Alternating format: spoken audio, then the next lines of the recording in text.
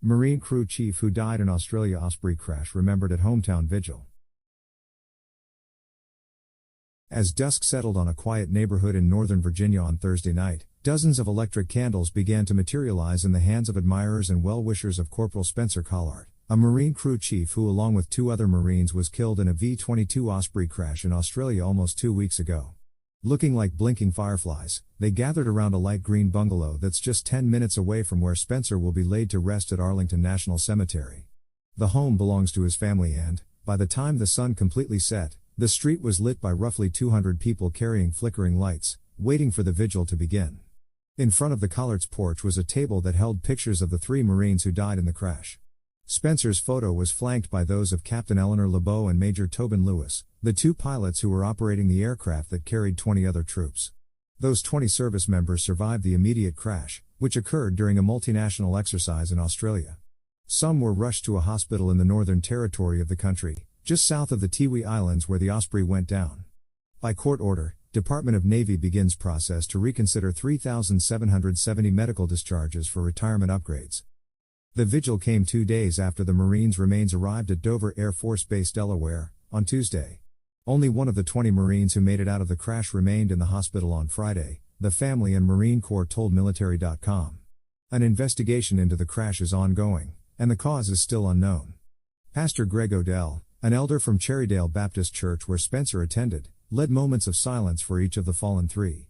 As the crowd hushed and bowed their heads, the sounds of the neighborhood where Spencer grew up filled the silence, the distant hum of Interstate 66, dogs barking and late summer cicadas. He was the one that would go up and down and pull their straps to make sure they were buckled down, Odell said, recalling the last conversation he had with Spencer in which they talked about his job as crew chief, a highly respected and important position in Marine Corps aviation that, along with the pilots, is responsible for the well-being of the aircraft and crew. He was the one if they needed to bail out, he would open the back door and start bailing them out, the pastor said. He protected his Marines that came onto that Osprey, and so did the pilots. The Osprey was flying alongside another aircraft when it went down. While the Osprey's incident rate per 100,000 flight hours is lower compared to some other airframes, the tiltrotor aircraft has experienced a troubling clutch issue that caused a crash that killed 5 Marines last year. A separate deadly Osprey crash in March was blamed on pilot error, according to service investigators. There are no answers yet as to what caused the crash late last month. But the 3 stewards of the aircraft who were charged with protecting those on board landed the Osprey in a way that let 20 Marines live another day, even though they themselves died. They have been called heroes by those that were there, and they're the best judge of that, Odell said. Many memorializers wept as they listened to stories from Spencer's friends and family. Some recalled that he put up a hard exterior, sometimes bristling at authority as a teenager. But he was also remembered as sweet and caring, and as someone who would always pick up the phone when a loved one was in need. His father, Bart Collart, was wearing his son's much too large size 12 sandals and boonie hat. He described his son as his superhero buddy and recalled watching him grow up from the comic book loving kid he was to the Marine he became. He was a tough brother, but he was the best, and he was also the most selfless, kind and gentle giant, his sister Gwyneth Collart said. As lightning rumbled in the night sky, Mitchell Downing, a former camp counselor to Collart, played a rendition of Africa by Toto, one of the Marines' longtime favorite songs. One by one, the crowd began to sing as Downing played the keyboard.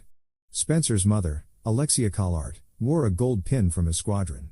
She had shown the gathering a patterned shawl, a gift from an artist from the Tiwi Islands that another Marine brought back to the U.S. for the Collarts. Spencer was my protector, his mother said. He was your protector.